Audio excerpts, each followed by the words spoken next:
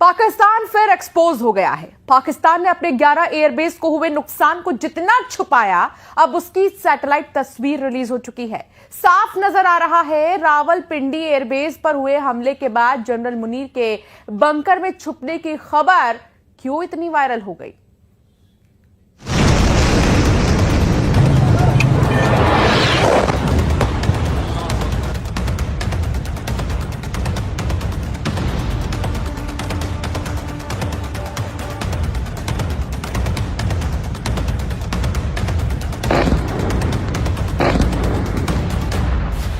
सरगोदा में मुसहफ एयरबेस पहले क्या था और अब अटैक के बाद देखिए। सिंध के जामशोरा में भोलारी एयरबेस, यहां भी पहले और अब की तस्वीर। जेकबाबाद में शहबाज एयरबेस में क्या हुआ वो भी देखिए। और सबसे खास रावलपिंडी में नूर खान एयरबेस, पहले और अब की सैटेलाइट तस्वीरें बता रही हैं कि पाकिस्तान बहुत बुरी तरह पिटा है। नूर खान बेस पर धमाका, और इस धमाके का मैसेज पूरी दुनिया तक गया। मैसेज एक नहीं, इस धमाके में तीन मैसेज छुपे हुए हैं। पहला मैसेज, पाकिस्तान के सबसे अहम बेस भारत की जद में है। दूसरा मैसेज, पाकिस्तान की मिलिट्री लीडरशिप खत्म की जा सकती है।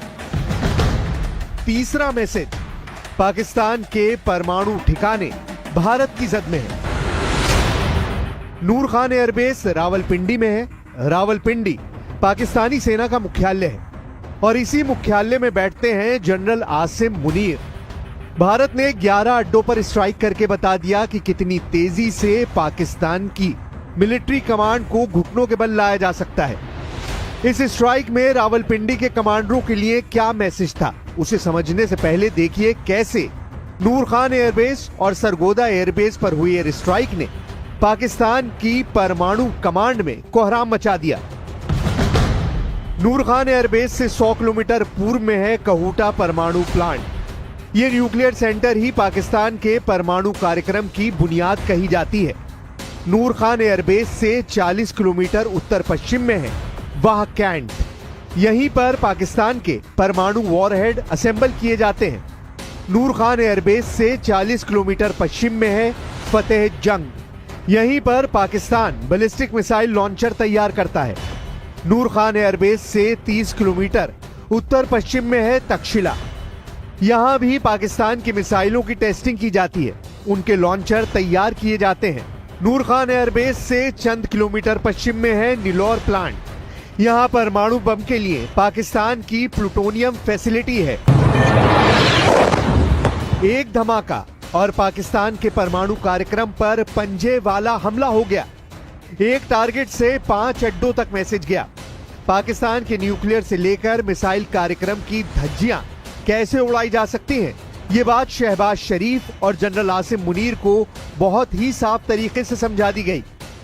आसिम मुनीर को डराने वाली स्ट्राइक एक बार फिर देखिए। इस्लामाबाद से 10 किलोमीटर दूर नूर खान बेस पाकिस्तान की एयर मोबिलिटी कमांड का हेडक्वार्टर भी है। भारत पर आतंकी हमला हुआ तो मुंह तोड़ जवाब दिया जाएगा। हम अपने तरीके से, अपनी शर्तों पर जवाब देकर रहेंगे। हर उस जगह जाकर कठोर कार्रवाई करेंगे जहां से आतंकी जड़ें निकलती हैं। दूसरा, कोई भी न्यूक्लियर ब्लैकमेल भारत नहीं सहेगा। न्यूक्लियर ब्लैकमेल की आड़ में पनप रहे आतंकी ठिकानों पर भारत सटीक और निर्णायक प्रहार करेगा। भारत ने पाकिस्तान के नर्व सेंटर पर हमला किया है। इस अटैक ने बताया है कि भारत की रेंज और नजरें कहां तक हैं। इस धमाके के बाद सैटेलाइट इमेज से पता चलता है कि नूर खान एयरबेस पर भारी नुकसान हुआ। ईंधन से भरे कई ट्रक भस्म हो गए। पाकिस्तान मिलिट्री का एक गोदाम भी चपेट में आया और इस धमाके के बाद मलबा रनवे तक पहुंच गया। ऐसे धमाके ने साफ साफ मैसेज दिया कि पाकिस्तान की लीडरशिप किसी भी वक्त खत्म की जा सकती है। जनरल मुनीर के बारे में फौरन खबर वायरल हुई। खबर यह कि मंगला कोर के साथ युद्ध अभ्यास के दौरान टैंक पर चढ़ने वाले जनरल मुनीर बंकर में छुपे हैं। 10 दिन में वक्त बदल गया, हालात बदल गए, जनरल के जज्बात बदल गए। खबर फैली कि टैंक पर चढ़कर भारत को ललकारने वाला जनरल 2 घंटे तक बंकर में रहा।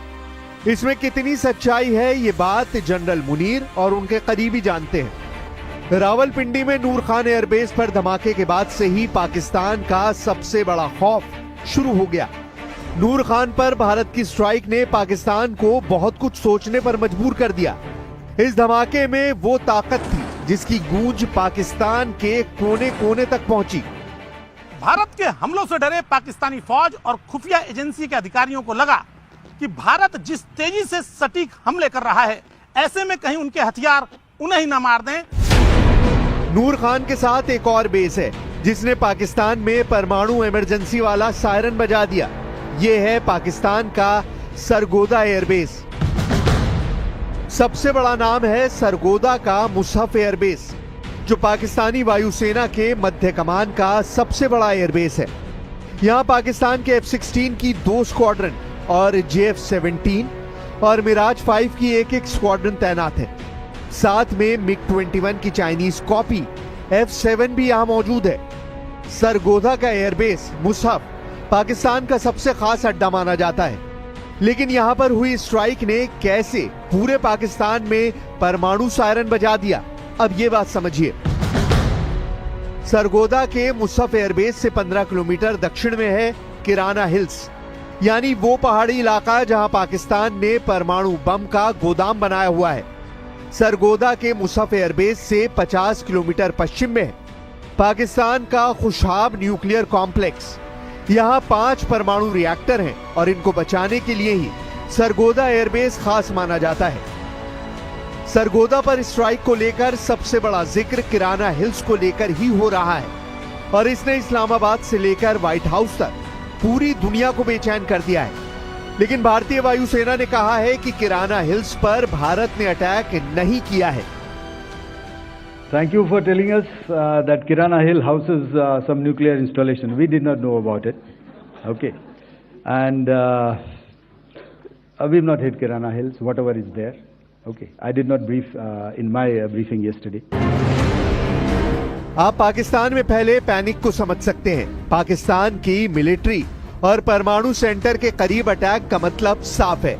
वो ये कि जनरल आसिम को साफ चेतावनी है कि ऐसे हमलों में उनकी एयरफोर्स और परमाणु सेंटर पूरी तरह मिटाए जा सकते हैं। सरगोदा से रफीकी, रावलपिंडी से सियालकोट और रहीम यार खान से लाहौर तक पाकिस्तान पूरी तरह भारत के अटैक को रोकने में नाकाम साबित हुआ है। पाकिस्तान की इसी नाकामी ने अब आसिम मुनीर की फौज में ऐसे हालात पैदा कर दिए हैं कि जब एक कमांडर दूसरे कमांडर को शक की निगाह से देख रहा है। देखा जाए तो भारत की स्ट्राइक को रोकने में नाकाम रहे पाकिस्तान के सुरक्षा तंत्र में जैसे फूट पड़ गई है।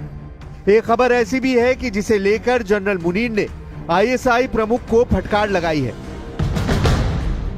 खबर यह है कि नूर खान एयरबेस पर तैनात स्पेशल ब्रांच के DSP सैफुल्ला कोरई का शव उनके घर पर संदिग्ध हालत में मिला। DSP सैफुल्ला के मुंह पर मास्क लगा हुआ था और उनके हाथ में एक राइफल थी जिसकी दाहिनी तरफ कनपट्टी पर बुलेट होल यानी गोली का निशान था। नूर खान एयरबेस पर हुए हमले के बाद ISI ने DSP सैफुल्ला को तलब किया था, क्योंकि DSP सैफुल्ला पर ही एयरबेस की सुरक्षा की जिम्मेदारी थी और अब इल्जाम लग रहा है कि उन पर इतना दबाव डाला गया कि उन्होंने खुदकुशी कर ली। लेकिन मामला मर्डर का भी नजर आता है, जिसे लेकर ISI के अफसर बुरी तरह घिर गए हैं। खुफिया हलकों में चर्चा है कि पाकिस्तानी खुफिया एजेंसी ने DSP सैफुल्ला पर पहले नाकामयाबी का आरोप लगाया। इसके साथ ही उस पर एयरबेस की सूचनाएं इधर से उधर करने का आरोप लगाया गया।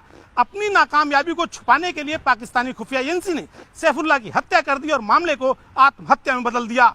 जल्द ही पाकिस्तान में कुछ ऐसे और अधिकारी आत्महत्या कर सकते हैं।